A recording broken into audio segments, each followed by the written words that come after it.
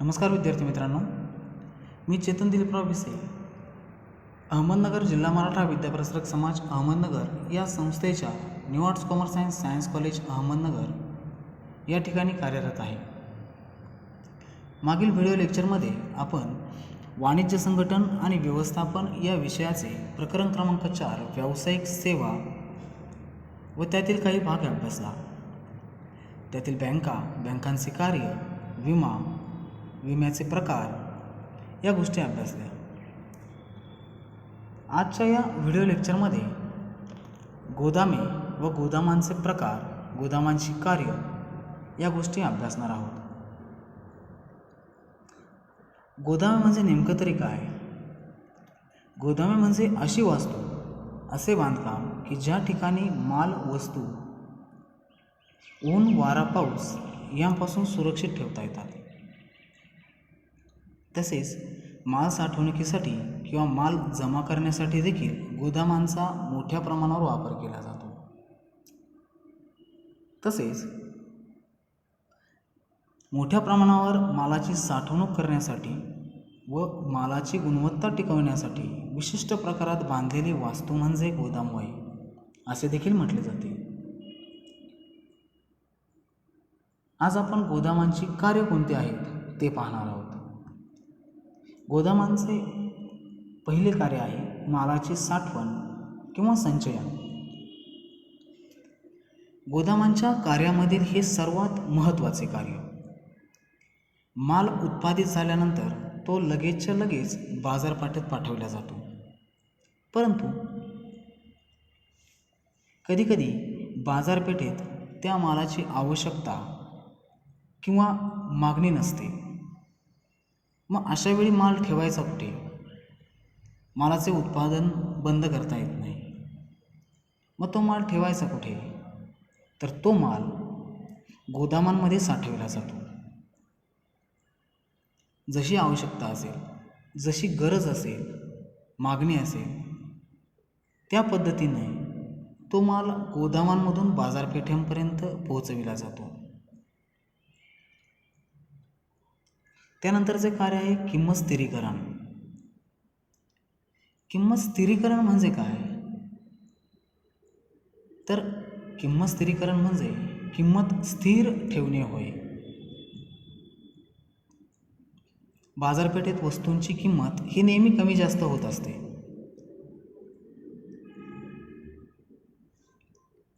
अशा वेळी किंमत स्थिर ठेवण्याच्या प्रक्रियेत गोदामे अतिशय महत्त्वाची भूमिका बजावतात. बाजारपेठेतील माल कमी पडला, अचानक मालाची गरज भासू लागली, तर अशावेळी गोदामांमधील माल पाठवून ती गरज, आवश्यकता पूर्ण केली जाते.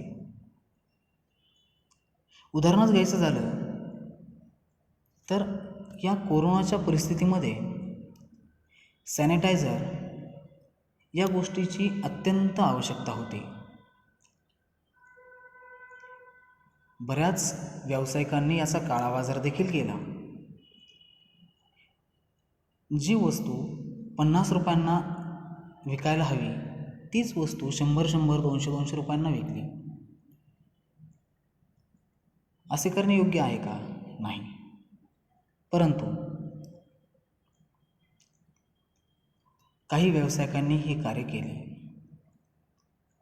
अशा वेळी गोदामांमध्ये साठवून ठेवलेला जो माल आहे तो माल कंपन्यांनी बाजारपेठेमध्ये पाठविला व ज्या ठिकाणी जास्त आवश्यकता आहे त्या ठिकाणी आवश्यकतेनुसार मालाचा पुरवठा केला.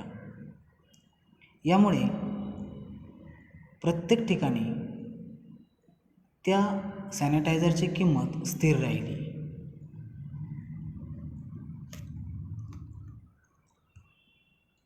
पुढील कार्य आहे जोखीम पत्करणे. आपण म्हणतो गोदामांमध्ये माल अतिशय सुरक्षितरित्या ठेवला जातो. बरोबर आहे, गोदामांमध्ये माल अतिशय सुरक्षितरित्या ठेवला जातो. तिथे मालाला कुठल्याही प्रकारची हानी होत नाही. ऊन, वारा, पाऊस या गोष्टींपासून तो सुरक्षित राहतो.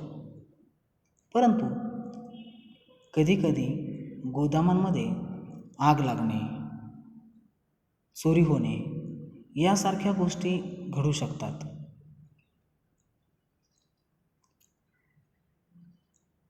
आणि या अशा प्रकारच्या जोखीम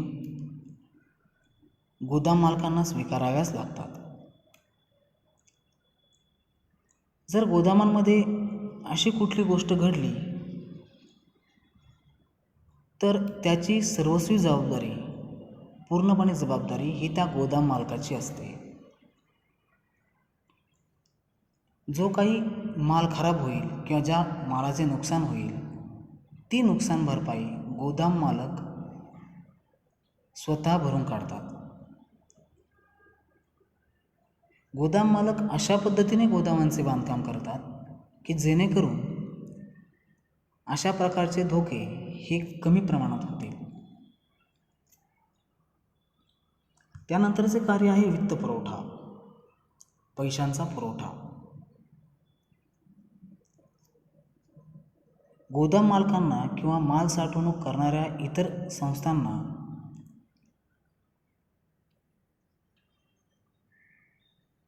ज्या व्यक्ती माल साठवणूक करण्यासाठी देतात त्यांच्याकडनं वित्तपुरवठा केला जातो.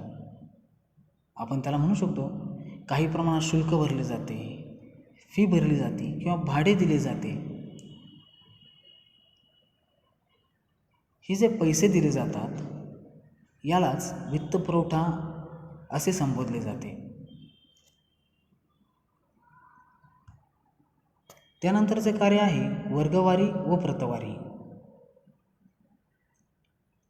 माल गोदामांमध्ये ठेवल्यानंतर त्या मालाची वर्गवारी आणि प्रतवारी केली जाते. कोणता माल कुठे ठेवायचा, कशा पद्धतीने ठेवायचा या सर्व गोष्टींचा विचार करून त्या मालाला त्या ठिकाणी ठेवले जाते. तसेच चांगला माल कोणता, त्यापेक्षा कमी दर्जाचा कोणता, त्यापेक्षाही कमी दर्जाचा कोणता,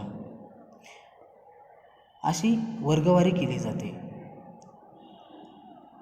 यामुळे माल पाठविण्यास किंवा विक्री करण्यास अतिशय सोयीस्कर होते.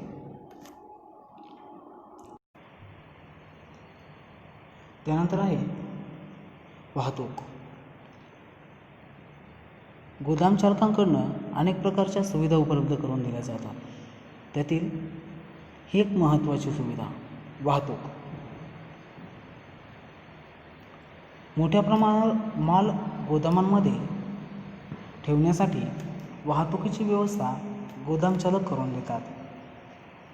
माल उत्पादनाच्या ठिकाणापासून गोदामांपर्यंत पोहोचविणे किंवा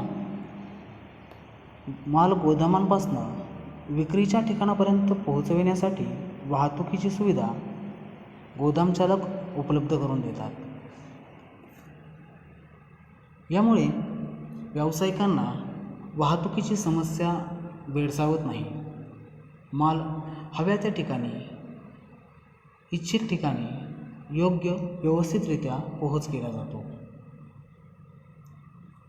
त्यानंतरचे आहे वेळ आणि स्थळ उपयोगिता.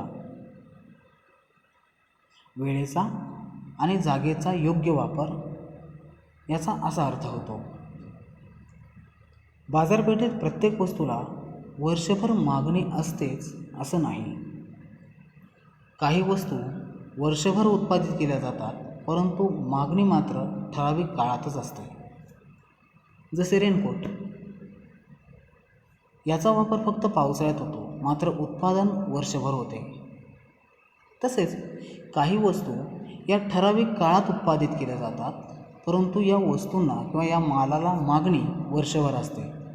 उदाहरणार्थ ज्वारी, बाजरी, गहू इत्यादी. मग अशा प्रकारचे माल उत्पादित केल्यानंतर ठेवायचे कुठे? जे माल वर्षभर मागितले जाणार आहेत किंवा ज्यांना वर्षभर मागणी असणार आहे असे माल ठेवायचे कुठे? तर ते गोडाऊनमध्ये किंवा गोदामांमध्ये. गोदामांमुळे ज्या मालाची आवश्यकता असेल त्या मालाला हव्या त्या ठिकाणी योग्य त्या ठिकाणी योग्य त्या वेळी पोहोच केले जातात. यामुळे स्थळ आणि वेळ उपयोगिता निर्माण होते, म्हणजे वेळेची आणि जागेचा उपयोग होतो. सर्वात शेवटचे कार्य आहे प्रक्रिया. काही वस्तू जशा उत्पादित होतात आहेत त्याच प्रकारात किंवा जशाच्या तशा वापरता येत नाहीत. त्या वापरात आणण्यासाठी त्यांच्यावर योग्य ती प्रक्रिया करावी लागते व त्या वापरण्यायोग्य बनवाव्या लागतात. उदाहरणार्थ फळे, गहू, तांदूळ, ज्वारी, बाजरी यांचे उत्पादन झाल्यानंतर यांना योग्य पद्धतीने व्यवस्थितरित्या नीटनेटके करावे लागते. त्या वापरात आणण्यासाठी त्यांच्यावर प्रक्रिया करावी लागते.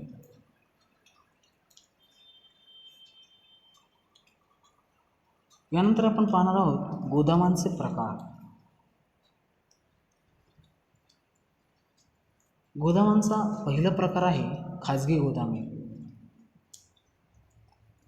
ही गोदामे एखाद्या विशिष्ट व्यक्तीच्या मालकीची असतात. मोठे उत्पादक किंवा व्यापारी यांच्या साठवणुकीच्या गरजा पूर्ण करण्यासाठी ही गोदामे वापरली जातात. मोठमोठे व्यावसायिक उत्पादक अशा प्रकारच्या गोदामांची बांधणी करतात किंवा यांच्यामार्फत ही गोदामे बांधली जातात. दुसरा प्रकार आहे सार्वजनिक गोदामे. सार्वजनिक गोदामे ही सर्वांसाठी खुली असतात. एखाद्या व्यक्तीकडून किंवा एखाद्या विशिष्ट संस्थेकडून ही गोदामे चालविली जातात. माल ठेवण्यासाठी फार प्रमाणात शुल्क आकारले जाते. लहान किंवा छोट्या प्रमाणावर व्यवसाय उत्पादन करणाऱ्या व्यावसायिकांना किंवा उत्पादकांना ही गोदामे फार उपयोगी पडतात. त्यानंतरचं आहे करदेय गोदामे. या प्रकारची गोदामे चालविण्यासाठी सरकारकडून परवाना घ्यावा लागतो. आयात झालेला माल सीमाशुल्क भरेपर्यंत या गोदामांमध्ये ठेवला जातो. ही गोदामे सीमाशुल्क अधिकाऱ्यांच्या आधिपत्याखाली येतात, म्हणजेच अधिकाराखाली येतात. या गोदामांमध्ये गोदाम चालकास एक करार करून द्यावा लागतो, ज्यामध्ये सीमाशुल्क भरल्याशिवाय व त्या संबंधित सीमाशुल्क अधिकाऱ्याची परवानगी घेतल्याशिवाय मालाचा ताबा इतर कुणालाही देता येत नाही.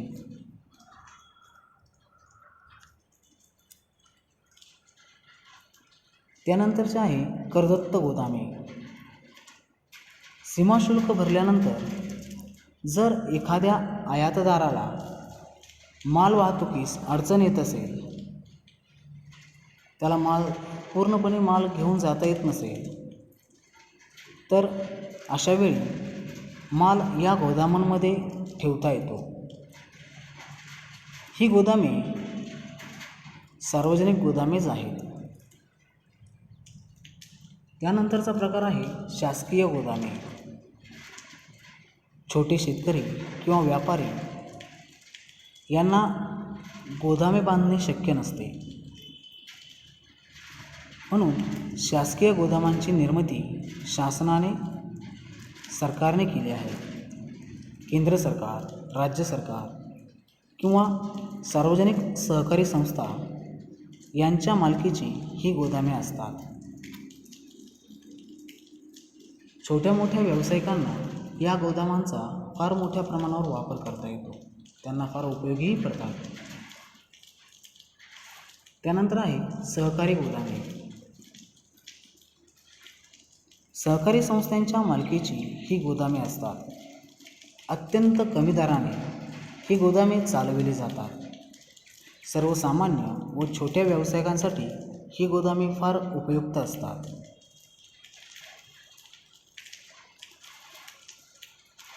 यातील शेवटचा प्रकार आहे शीतगृहे. या गोदामांचा वापर फळे, भाज्या, दुग्धजन्य पदार्थ अशा नाशवंत वस्तू साठविण्यासाठी केला जातो. यात वस्तू भविष्यात वापरता येतील या पद्धतीने ठेवल्या जातात. आपल्या घरात देखील नाशवंत वस्तू साठविण्यासाठी फ्रीज या छोट्याशा गोदामाचा वापर केला जातो, हे आपणाला माहिती आहे. या गोदामांचा वापर वस्तू खराब होऊ नये, त्या भविष्यात वापरता याव्यात यासाठी फार महत्त्वाचं आहे. विद्यार्थी मित्रांनो, आज आपण गोदामे व गोदामांचे प्रकार कोणते आहेत हे अभ्यासले.